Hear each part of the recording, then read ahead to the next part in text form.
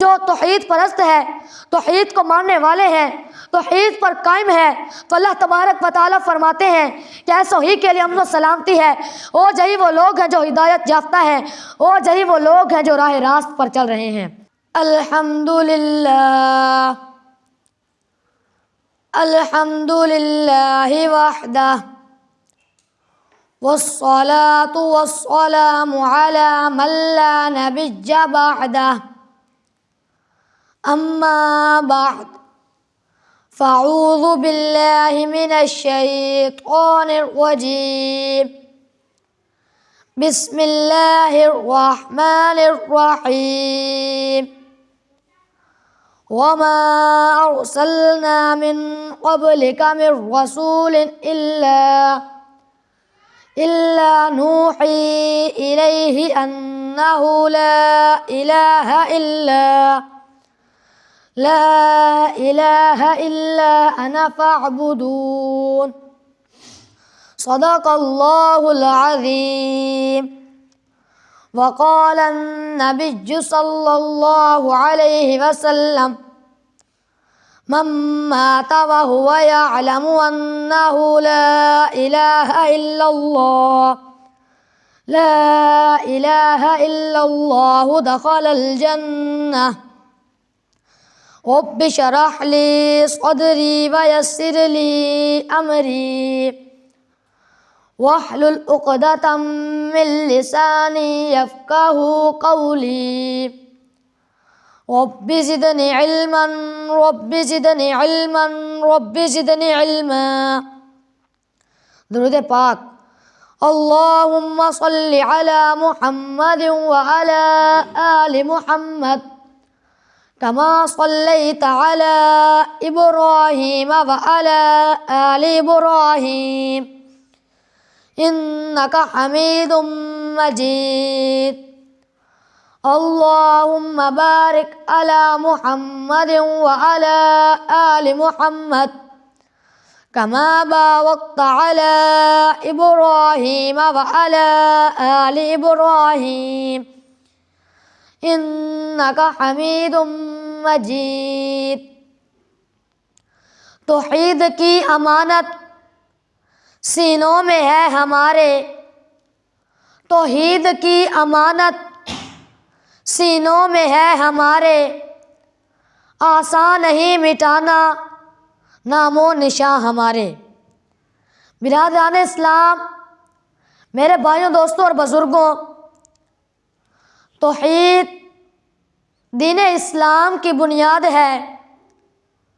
توحید شریعت اسلام کا سب سے پہلا فریضہ ہے۔ توحید کا اقرار کرنا اور اسے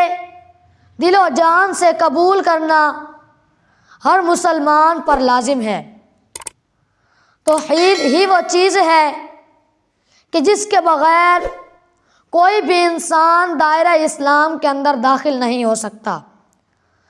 توحید ہی وہ نعمت ہے کہ جس کے لیے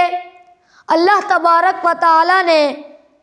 اپنے برگزیدہ بندوں یعنی انبیاء و رسول علیہم السلام کو اس دنیا کے اندر مبعوث فرمایا تاکہ وہ لوگوں کو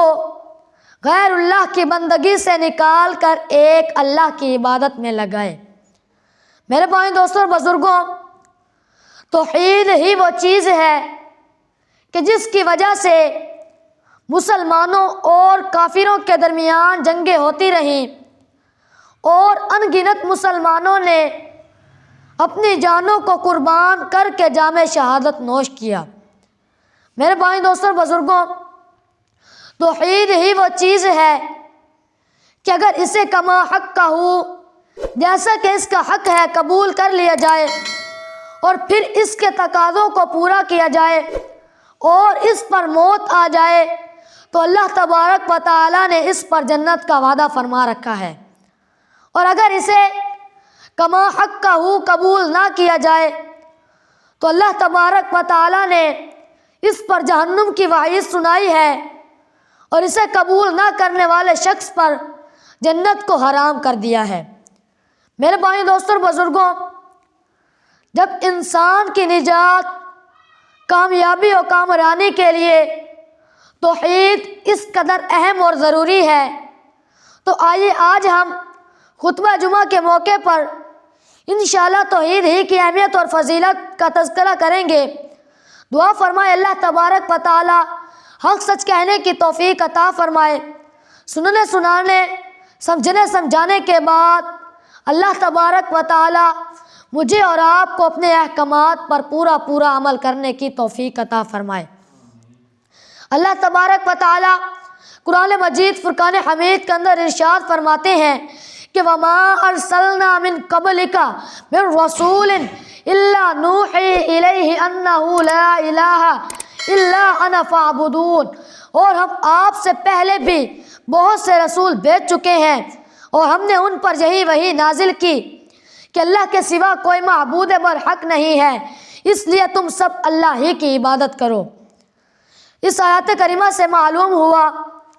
کہ اس دنیا کے اندر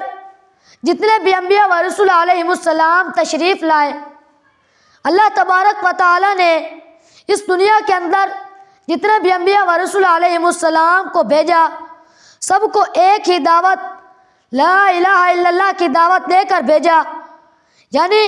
اس دنیا کے اندر جتنے بھی انبیاء و رسول علیہم السلام کو اللہ تبارک و تعالی نے مبعوث فرمایا، سب نے توحید ہی کی دعوت دی کہ لا الہ الا انا فاعبدون، کہ اللہ کے سوا کوئی معبود برحق نہیں ہے، اس لیے تم سب اللہ ہی کی عبادت کرو۔ ہر داعی کی دعوت کا آغاز لا الہ الا اللہ ہے، اور خود اللہ کے پیارے نبی حضرت محمد صلی اللہ علیہ وسلم نے ارشاد فرمایا کہ قولوا لا الہ الا اللہ تفلحون، کہ اے لوگوں لا الہ الا اللہ پڑھ لو کامیاب ہو جاؤ گے، اللہ کو مان لو، اللہ کی مان لو، کامیاب ہو جاؤ گے۔ میرے بھائی دوستوں بزرگوں، اس آیات مبارکہ سے توحید کی اہمیت اور فضیلت معلوم ہوئی کہ اس دنیا کے اندر جتنے بھی انبیاء و رسول علیہم السلام کو بھیجا گیا، سب نے توحید ہی کی دعوت دی کہ لا الہ الا انا فاعبدون، کہ اللہ کے سوا کوئی معبود برحق نہیں ہے، اسی لیے تم سب اللہ ہی کی عبادت کرو۔ اور اسی طرح ایک اور مقام پر اللہ تبارک و تعالی ارشاد فرماتے ہیں کہ شاہد اللہ انہ لا الہ الا هو والملائکۃ واولو العلم قائما بالقسط لا الہ الا هو العزیز الحکیم۔ اللہ گواہی دیتا ہے کہ اللہ کے سوا کوئی معبود برحق نہیں ہے، اور فرشتے بھی اور اہل علم والے جو حق پر قائم ہیں وہ بھی اس کی گواہی دیتے ہیں۔ تو اس آیات مبارکہ کے اندر قابل غور بات یہ ہے کہ اس آیات مبارکہ کے اندر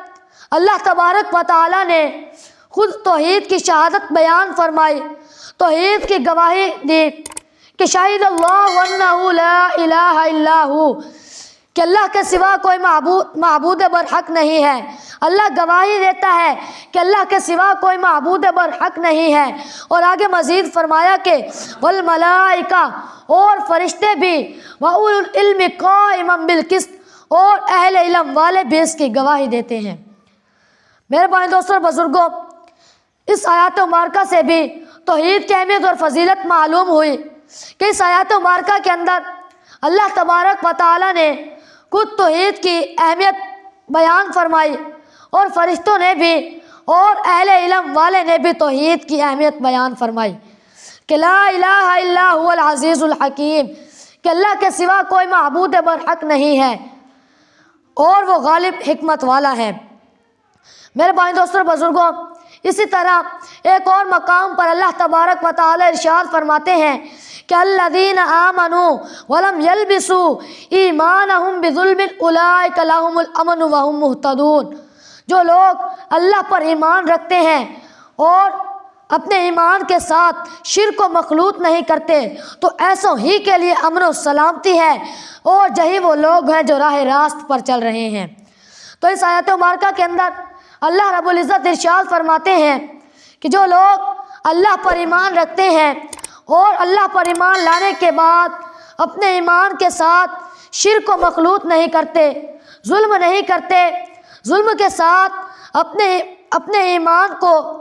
مخلوط نہیں کرتے، اپنے ایمان کو ملاتے نہیں تو ایسوں ہی کے لیے امن و سلامتی ہے، اور یہی وہ لوگ ہیں جو راہ راست پر چل رہے ہیں۔ تو اس آیات مبارکہ سے اہل توحید کی فضیلت معلوم ہوئی